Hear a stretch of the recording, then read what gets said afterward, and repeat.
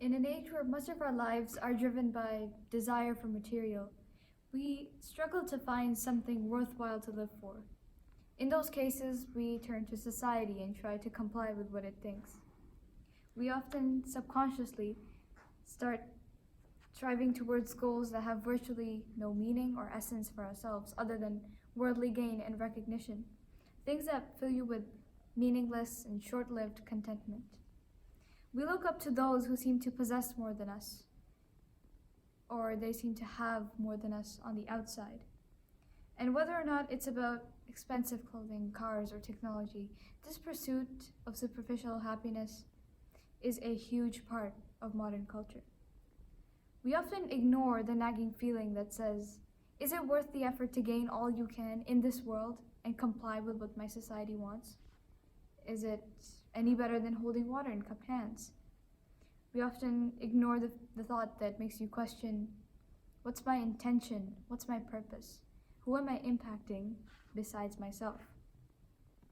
Perhaps it takes time to realize that trying to chase a superficial version of happiness and success is like trying to die for it and grab it, even though it just drags you across the ground when you do. As said by Henry David Thoreau, success usually comes to those who are too busy to be looking for it. When you chase it, you don't let it come to you. For me, the start of grade 9 was quite ordinary, actually the beginning of another new routine. But at one point, I began asking myself how sincere I was truly being with others and myself sincere I was truly being with others and myself when I told people that my first year of high school was going by very well. Most of the time, I felt a strange fatigue or emptiness that I couldn't describe, that I was trying to fill in with scraps of positivity. And it was hard to understand why I was tired every day, constantly.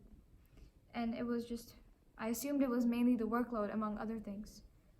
Perhaps it got worse when course selections came about, opening up new doors while closing the ones that were already open. In those few days before course selection, I remember my courses were incessantly on my mind. And I kept going back and forth between electives, thinking, I don't know where I want to go in the future, but I'm being told that I'm obligated to decide by next year? Should I just take the most standard courses and work towards a career that I won't enjoy studying? That was my thought process. My courses, my future, my career, my success. Me, myself, and I. I was tired of thinking about myself all the time, and I was not being encouraged to think any differently. I thought then, what about, in simple words, helping other people? Where is our sense of community when it comes to planning for the future? What I loved most about elementary school the previous year was that most of the kids in my class knew each other well and were interconnected, so it wasn't hard to walk up to mostly anyone and ask for their help.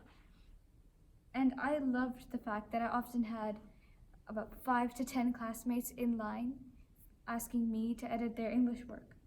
And just the fact that I could put my own 5-part essay aside for a few minutes to assist someone else felt wonderful. I felt like the pleasure of service from the heart was unmatched. I wanted to be able to help others in high school as well and feel like I had accomplished something over the monotony of the school curriculum. But I found that time had become increasingly limited in such an independent environment, and I felt like people were losing their sense of community. Of course, there is no doubt that students my age are encouraged to come together and be of service to others through volunteering, but I feel that the notion of what's in it for me holds us back from sincere service. For example, recently there was an announcement for a service and culture trip to Ecuador by Me to We.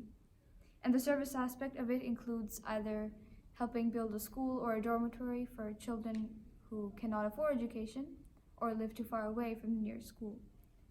I overheard someone discussing the trip after it had been announced, and I heard them say something like, well, I guess it looks good on your university application.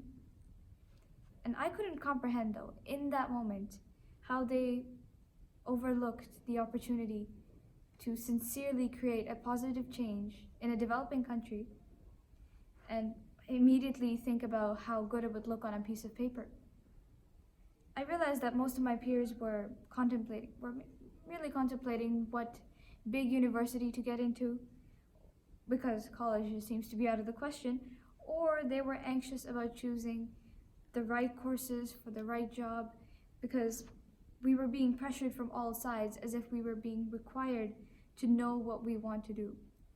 I don't remember anyone thinking about finding and pursuing their passion. And the greatest fulfillment comes from your passion when you make it yours and you give it away. When you find a purpose greater than yourself.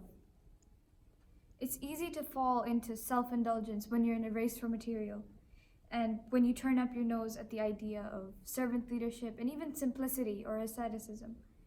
Instead of working for personal benefit, we've given our modern values and views and perspectives their own entity that we call society.